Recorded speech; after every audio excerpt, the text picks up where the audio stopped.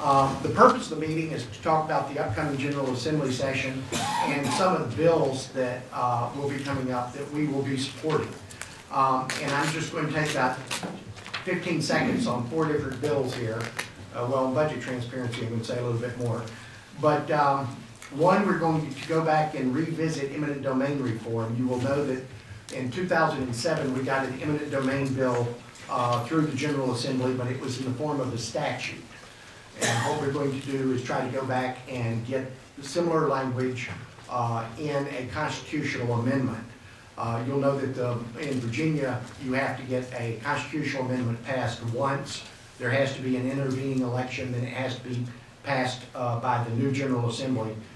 With an intervening election this November, this is the year for us to do this. Mark Obenshane and Rob Bell will be the people carrying that respectively in the Senate and the House. Second, a constitutional amendment safeguarding the Transportation Trust Fund. If you were here in the last meeting, you heard Lieutenant Governor Bowling talk about that. Transportation is a big issue in Virginia. Transportation will continue to be a big issue in Virginia.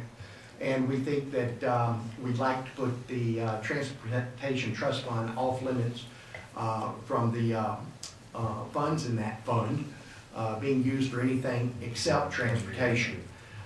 Third, of the Transportation Trust Fund, that is Senator Steve Martin and Delegate Rob Bell that will be introducing that in the Senate and the House. Sunset provisions.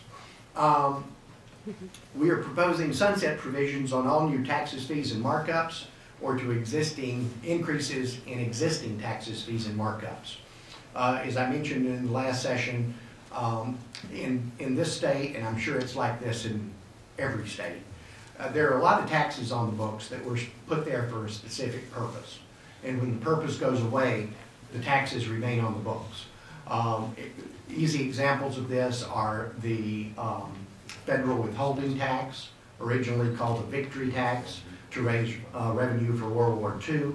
The B-poll tax here in Virginia, business, professional, and occupational licensing tax, was put onto the books to raise money to fight the War of 1812.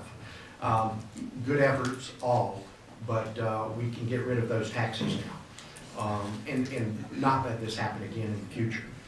The thing we're going to really be talking about, though, and highlighting this year is budget transparency. This is an issue whose time has come. We started promoting this last year, but what's happened in the intervening months has made this even more critical.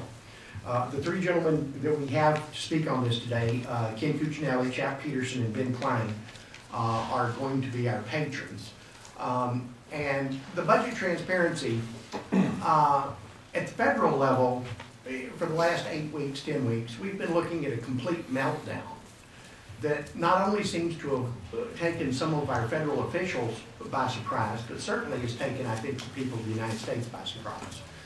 Increasingly, we're hearing states that are in financial trouble, whether it's California or some of the New England states.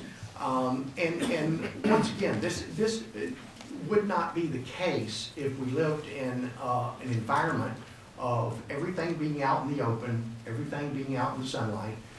We would be able to see problems occurring before they become a crisis, and would be able to react to them ahead of time. And that's what we're trying to do.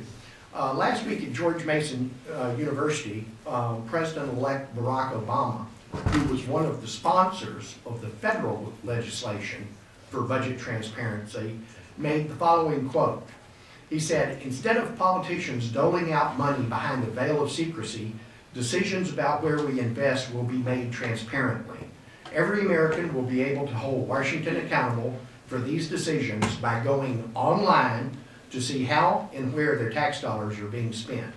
And as I announced yesterday, we will launch an unprecedented effort to eliminate unwise and unnecessary spending that has never been more unaffordable for our nation and our children's future than it is right now."